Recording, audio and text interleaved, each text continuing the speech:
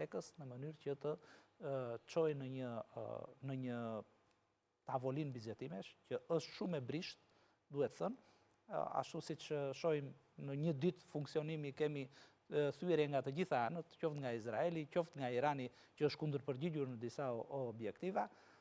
Shtetet e Bashkuara të Amerikës deri tashmë nuk kanë një përfshirje në thyerjen e armëpushimit, por ajo që është e rëndësishme është që ato 10 pikat që diskutuanit dhe në fillim. Ato 10 pika janë 10 pikat të cilat ka paraqitur Irani. Pra janë kërkesa të Iranit dhe nuk janë kërkesa apo nuk janë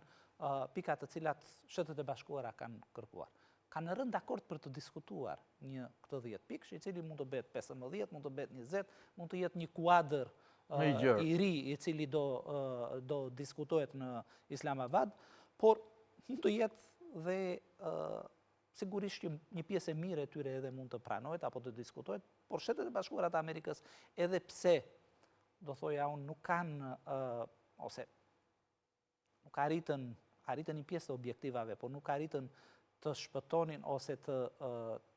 shitej gjithë kjo si një sukses i madh, edhe pse të gjitha palët tashmë shpallin atë që është fitoria, unë do thoshja që asnjë palë nuk doli e fituar nga kjo, edhe pse Irani faktorizohet në vazhdimsi. Po diçka Shtetet e Bashkuara të Amerikës do marrin pas në këto që janë negociatat që do jenë në ditën në vazhdim. Dhe në atë që është leximi im, ndër rreshta, ndoshta do jetë, ndoshta nuk do jetë, po kam një sens të tillë që do shkoj në atë që është përfitimet ekonomike të Shteteve të Bashkuara të Amerikës, ose kërkesat kryesore të saj, përveç edhe atyre të sigurisë. Po, presidenti Trump e tha edhe dje që tani do ketë më shumë biznes, do ketë më shumë para, do ketë më shumë të ardhura, ku diun. Ku, si? Pas armëpushimit, pikërisht, po një objektivi parësor në atë që është që unë mendoj se do Shtetet e Bashkuara të Amerikës do bëjnë presion, është një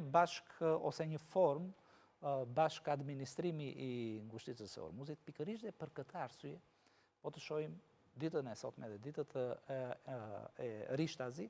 ka një presion akoma dhe më shumë kundrejt vendeve të NATO-s dhe kundrejt vendeve europiane. Sot ishte